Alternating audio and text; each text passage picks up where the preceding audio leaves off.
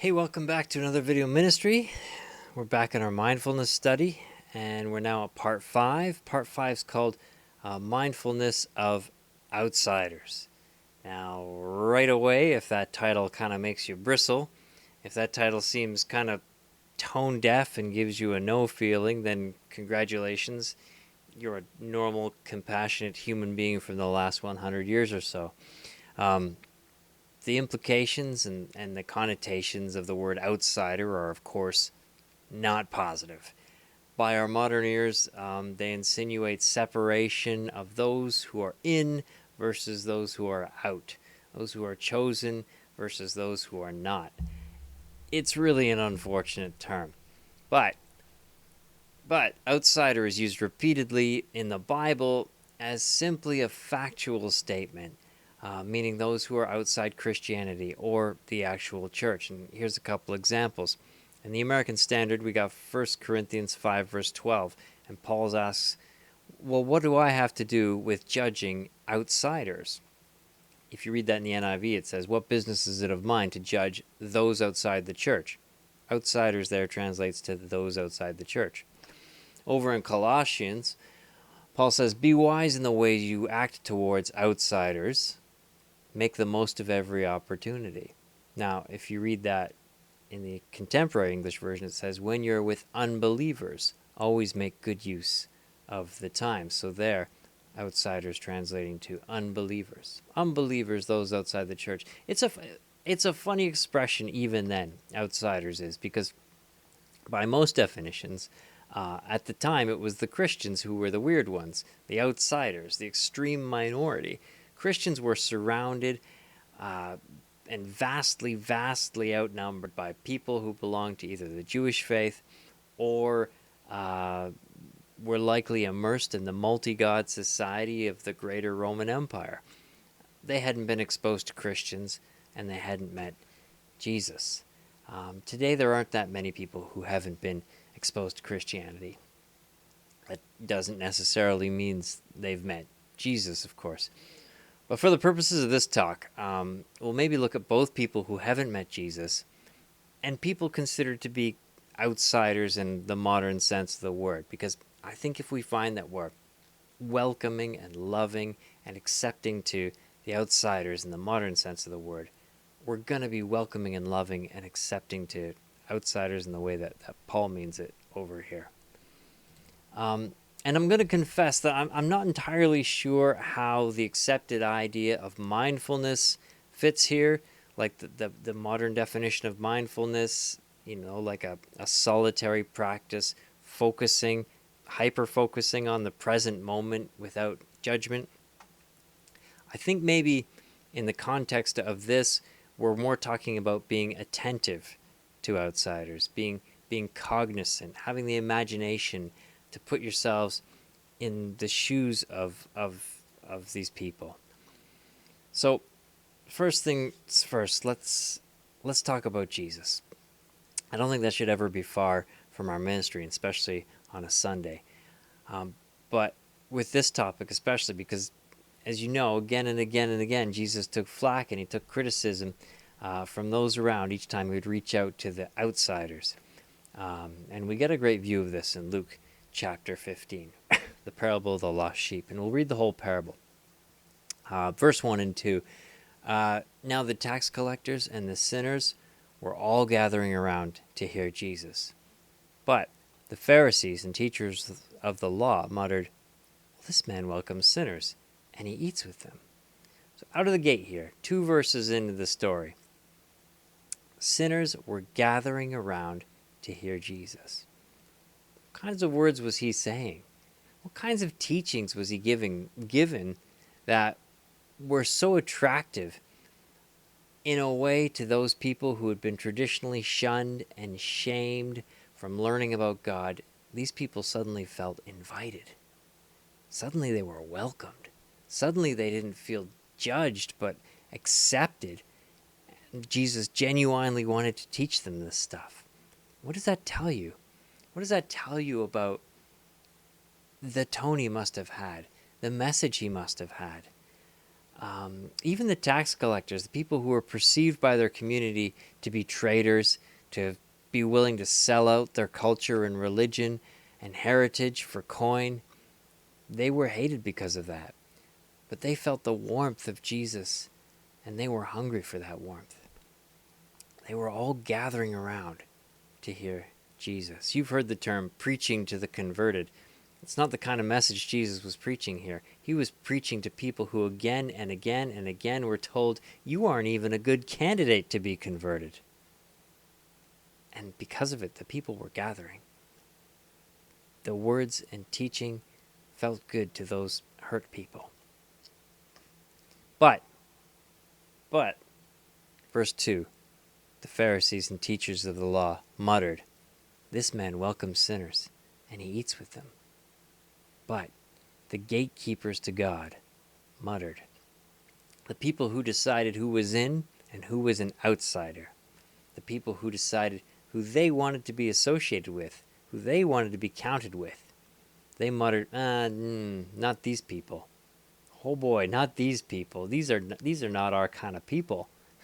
This man welcomes those kind of people, and he even sits with them, and he even eats with them.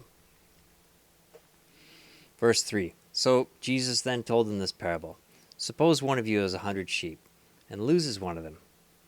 Doesn't he leave the 99 in the open country and go after the lost sheep until he finds it? And when he finds it, he joyfully puts it on his shoulders, and he goes home. And then he calls his friends and his neighbors together and says, rejoice with me, I found my lost sheep.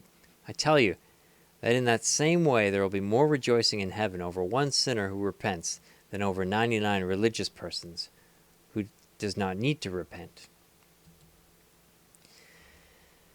So Jesus is clearly drawing a vivid parallel here, a metaphor.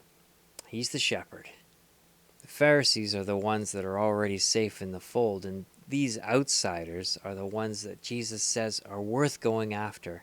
They're worth leaving your comfort zone for.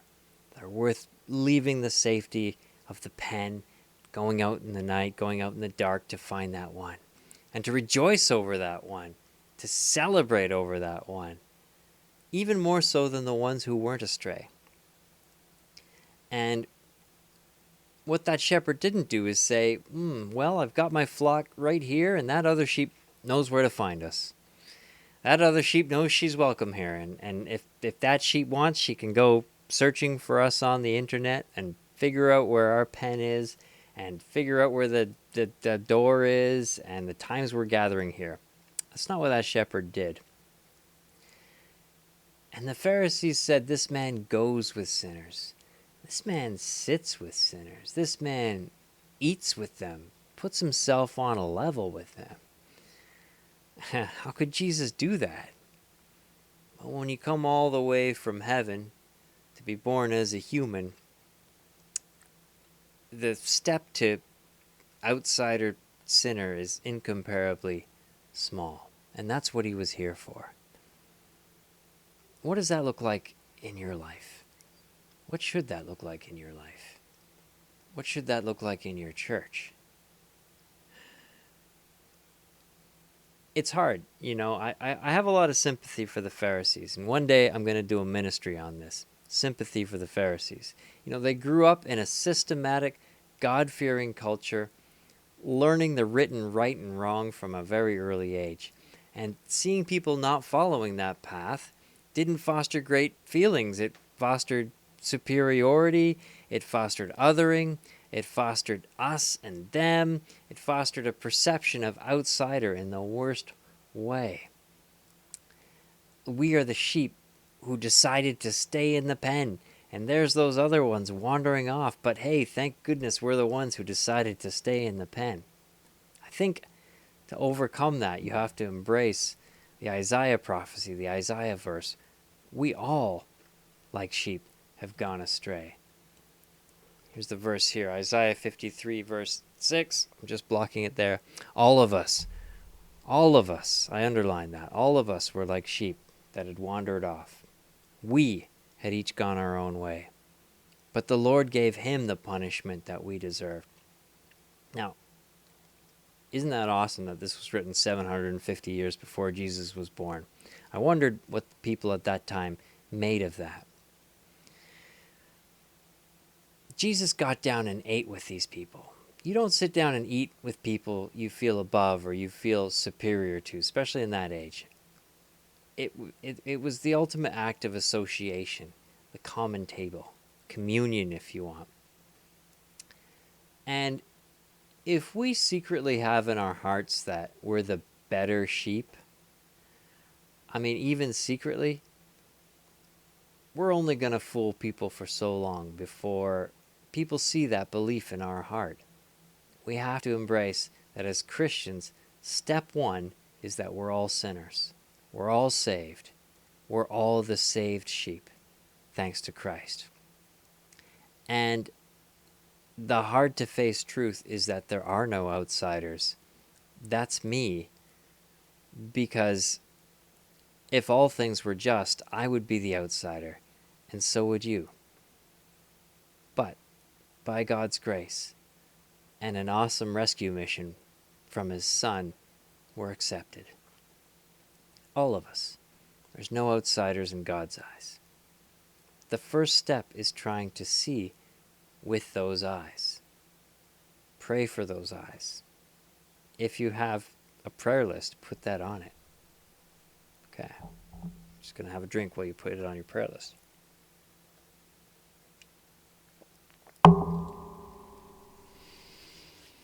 Jesus welcomes the outsiders. Again and again, Jesus challenges us and challenges people to think beyond where they made their borders and their boundaries.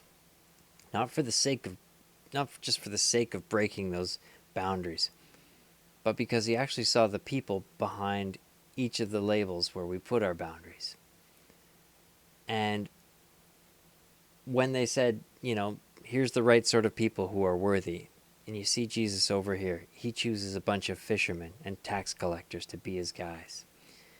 And when they said Samaritans weren't worthy, well, Jesus would go out of his way to reach out to the Samaritan woman at the well and all her village and make the Good Samaritan the star of, and the hero, really, of one of his most famous parables.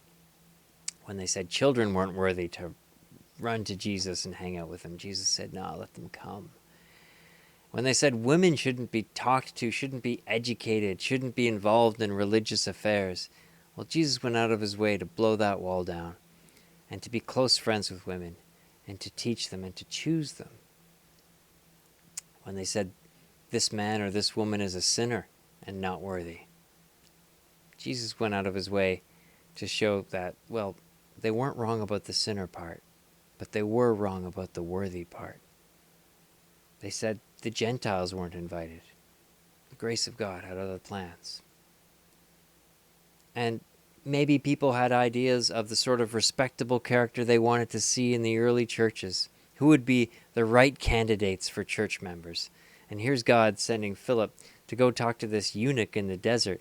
And he gets baptized, and he's going to show up at a church somewhere. I'd love to see the overseers scratching their head at that one when he shows up. People can draw lines, and we do all the time. But you'll find Jesus on the side of the excluded, on the side of the outsider, almost every time. That's where his heart is. So surely that's where our hearts want to be as well. I think this stuff is easy to agree with. My thumbs there. There's agreeing. When I spoke at the conference, which is like a year ago now, it doesn't feel like that, I said it's easy to listen to teaching and then to just agree with it and then go home, come back the next Sunday and agree with whatever ministry happens then. Jesus isn't looking for people who just agree with his message. A much harder thing to do is have a philosophy of action. This is a harder thing to see in our own lives. This is a harder thing to do something about in our own lives. And we'll need to pray for help with this if you think that this is something that's important. A church that welcomes outsiders. Let's talk about that. Let's get a little practical here. What does a church look like that welcomes outsiders like Jesus did? I asked Charlotte what a church that welcomes outsiders look like. And there's probably a few churches, like if you think of some churches you've been to, Um, what ones? There's a few you can think of. She was reminded of the Trinidad Assembly, and she said, a church that welcomes outsiders is a place you can come to just as you are, and you'll be loved. Where your belonging isn't contingent on your performance or your appearance or meeting a set of criteria that deems you acceptable or good enough. A place you can come as you are, a place you'll be loved. Those were her words, and they're as good a definition as any. I think that's an amazing thing to strive to as a church. I think it should be a place that's not for a museum for Christians who are done, more like a hospital for Christians who need healing, a gym for Christians who need to grow, and that's all of us. There's a lot of people out there who are intimidated by church, and feel very self-conscious in an environment as a church, or just as church. Um, the world's full of real people out there, real people who have like real history, people who have issues, people who have money issues, job issues, people with different relationship history. Like the woman at the well with her 5 marriages and living with someone. So that's who Jesus sought out. Some families have poor health and would love just our normal day is like heaven for them. Um, some struggle with mental health, addictions. Some struggle with loss and grief. Some struggle with broken families. And if we don't have a heart that sees that, a sensitivity to that, a heart of understanding, and not one that stands next to them in like perfect little Christian lives. I've mentioned this before. In the book of Timothy, Paul urged women to dress modestly. And he wasn't saying, women, don't dress provocatively, don't wear short skirts. Maybe that's a good idea, but that's not what Paul was saying here. He was speaking to a church with a large spectrum of wealth, from slaves to people who owned slaves, and all points in between. And that's a huge spectrum of wealth and just understanding of life. And Paul is urging them. He says, women, please leave the fancy clothes at home. Leave the gold and the pearls and the expensive clothes at home, and the special hair braids that it takes servants to be able to do. That's 1 Timothy chapter 2, by the way, if you're looking that up. We're never told to dress up for church, but we're certainly instructed to dress down for that reason. Paul was urging dressing down to promote harmony, equality, sistership. And I don't know, it's kind of interesting, as a church culture, we've gone in the opposite direction historically. If there's pieces of our church culture that's purely culture, that's getting in the way of welcoming people, whether that's how we dress or how we gather or any part of our culture, then we need to seriously consider how worthwhile it is to hold on to those. But surely the spirit of this urging, the modesty thing, it goes beyond like money status. Because if we're blessed in the areas of family, or we're blessed in the area of relationships, or stability, or children, or health, or companionship, take so much care not to flaunt that to people who are lacking there. Take so much care when you speak to those who don't experience that much blessing as you do in these areas. Have the imagination of empathy in your words and your actions. I think we have to be able to be willing to show our full selves, our messy selves, not just our curated selves. This picture was from an article about how social media apps like Instagram and many others are presenting everybody's curated life. And when people go on these apps, they see these perfectly curated lives, and they're making people miserable. Compare the image you get there with someone's actual real life, and you're going to see a great chasm. And if we go to church and we're only presenting our curated lives, and we're only seeing other curated lives. Well, real people are going to look at that and go, this ain't where I belong. This ain't where I belong. We have to be ready to show our messy, too. Um, I like watching the Sunday service that Swindon Church puts on. They do their singing. I don't know the guy who does the main guitar there, but his kids go absolutely bananas in the background. And sometimes they're doing actions, but other times they're just being a bit mental. And but it's all an expression of joy.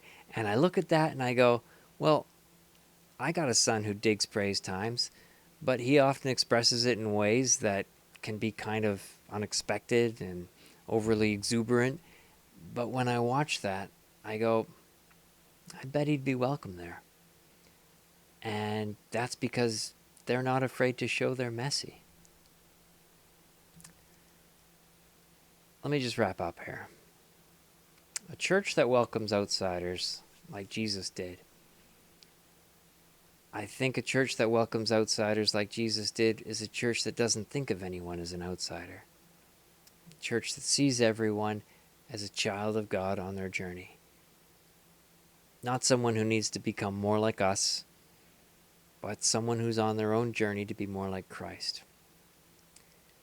And I think that gives us lots to think about as a church and lots to think about as individuals.